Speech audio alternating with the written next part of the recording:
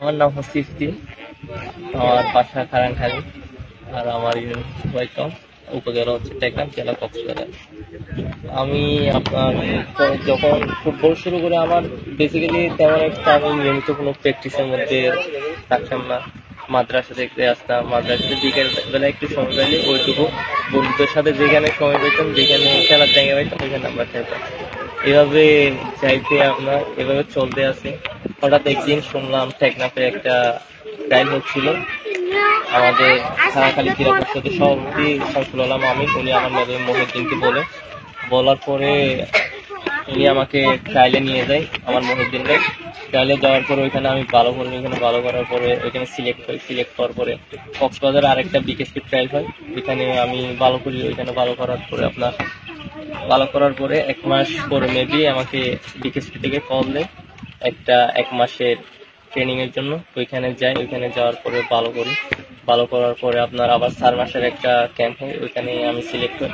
ওইখানে সিলেক্ট হওয়ার পরে আপনার ওখানেও ভালো করি, ওখানে ভালো করে ফাইনাল একটা আপনার ট্রায়াল হয় বিকেএসপি, ওইটাতে ভালো করার পরে দেন আমি বিকেএসপিতে ভর্তি হই। একটু বলতে হবে, আমার মহিউদ্দিন ভাই ছিল, উনি সবসময় আমার পিছনে সবসময় শ্রম দিত। যখন যেখানে যাওয়া লাগতো, যখন আমি ছোট ছিলাম তখন তো আমি একা কোথাও মুভ করতে পারতাম না, উনি সবসময় আমার সাথে থাকতো। আর আমার দুলাভাই ইসমাইল ছিল, উনি অনেক বেশি আমাকে খেলাধুলায় সাপোর্ট করে, আগে করছে এখনো করতেছে, সামনে আশা করি উনি সবসময় আমাকে করে দেবে। আর আমার আব্বু আম্মু তো সবসময় আছে, ওনারা মাশাআল্লাহ দোয়া করে আমার জন্য। আপুরা আছে ফ্যামিলি, বিশেষ করে আমার টেকনাফ প্রত্যেকটা মানুষের কাছে আমি কৃতজ্ঞ। ওরা আমাকে সবসময় অনেক বেশি সাপোর্ট করে, যেন আমি ওরা যেভাবে আমাকে সাপোর্ট করে, এটা আমার সবসময় খেলার মাঠে এক ধরনের শক্তি হয়ে দাঁড়ায়।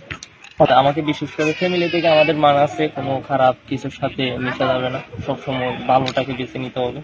তো আমি সবসময় ওইটাই ট্রাই করছি, ওইটাতেই আছি, ইনশাল্লাহ সামনেও ওই রাস্তায় থাকবো। কারণ মানুষ আমাকে অনেক বেশি ভালোবাসা দিয়ে ওরা আমাকে গ্রহণ করছে, এটা আমার অনেক বেশি ভালো লাগছে। ইনশাল্লাহ আমি এটা ধরে রেখে আমি সবসময় আরো সামনের দিকে এগিয়ে যেতে চাই, এবং মানুষের দোয়া আর ভালোবাসা নিয়ে। সবসময় আমাদেরকে, আমরা যেখানে বসবাস করি নাকি, আমাদের সবসময় একটা পজিটিভ দিক থাকবে আর একটা নেগেটিভ দিক থাকে।